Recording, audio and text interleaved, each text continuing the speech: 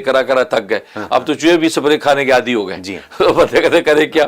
تو اب یہ رحمان صورت میں جس نے کیا ہے وہ کہتے ہیں حیران ہو گئے ہیں کہ جناب ہم نے جب سے صورت رحمان لگائی ہے گھر کی صفائی ہے، گھر کی صفائی، کوئی جانور ٹھہرتا نہیں. یہ اس میں کمال ہے. اور دوسرا اس کا فائدہ یہ کیا کہ کیونکہ ایسی دلی مراد ہے جو انسان پوری کرنا چاہتا ہے اور پوری ہوتی رہی ہیں، تو 11 مرتبہ اس کی تلاوت کر کے اللہ کے حضور دعا کرے تو ایک ہفتے کے اندر ہی اللہ تبارک و تعالی اس کی مراد پوری کر دے. اور یہ 11 دفعہ کیا ایک ساتھ پڑھیں یا پورے ہفتے بس یہ ہے کہ ایک ساتھ پڑھے، لیکن ورنہ پورے دن رات 24 گھنٹے میں مختلف موقعوں پہ تقسیم کر کے پوری کر سکتا ہے.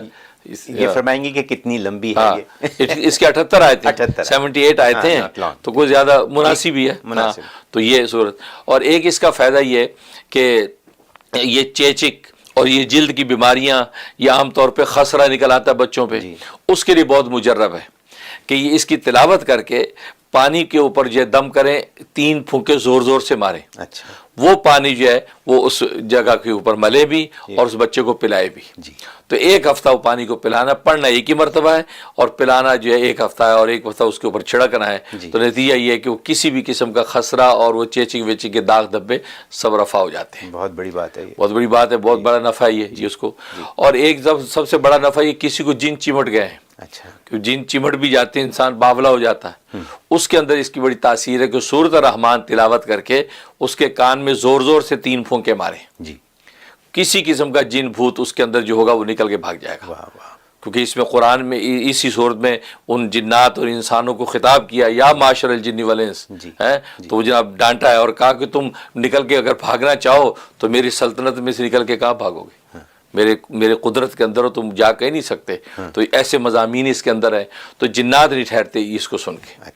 اور ایک نفع یہ کہ گھر میں انسان کو فیل ہوتا ہے کہ گھر میں کوئی جناتی اثر ہے، کوئی عصبی اثر ہے، کوئی کھٹ پٹ ہوتی ہے، اکثر آتی ہیں کہ نل خود بخود چل پڑا، خود ہی بند ہو گیا، ٹی وی خود بخود آن ہوا، خود چل پڑا، یہ کیا چکر ہے. تو خوف طاری رہتا ہے. تو سورۃ رحمان بلند آواز سے لگا کے رکھیں.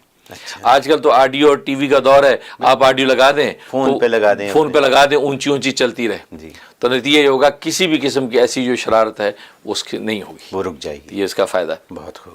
اور جہاں تک خواب میں تعبیر کا تعلق ہے تو اگر کسی نے یہ پڑھتے یا یہ سنا اور یا خود پڑھا تو اس کی ایک تعبیر یہ ہے کہ اللہ تبارک و تعالیٰ اس کو مکہ یا مدینہ حرمین شریف میں کسی ایک شہر میں لے جائیں گے اور وہیں اس کو رکھیں گے یہاں تک کہ اس کا وہیں انتقال ہوگا، اگر یہ خواب میں آ جائے. تو حرمین شریفین کی یہ بڑی سعادت ہے، وہیں زندگی گزرے گی اور وہیں اللہ تعالیٰ بلا لیں گے. اور دوسرا ایک تعبیر یہ ہے کہ اللہ اس پر خصوصی اپنی رحمت نازل کریں گے، اپنی خاص نعمتیں اس کو عطا کریں گے اور آخرت میں اللہ تبارک و تعالیٰ اس کے لیے جنت کا دروازہ کھول دیں گے.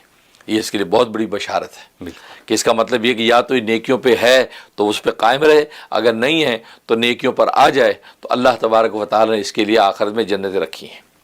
یہ اس کا بہت بڑا فائدہ.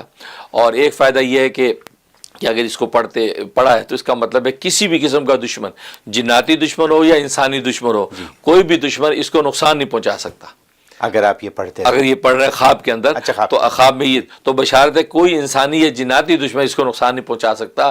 دشمن ہے وہ اٹیک بھی کر رہا ہے لیکن یہ جو یہ محفوظ رہے گا، لہذا اللہ تبارک و تعالیٰ یہ ڈھال بن جائے گی.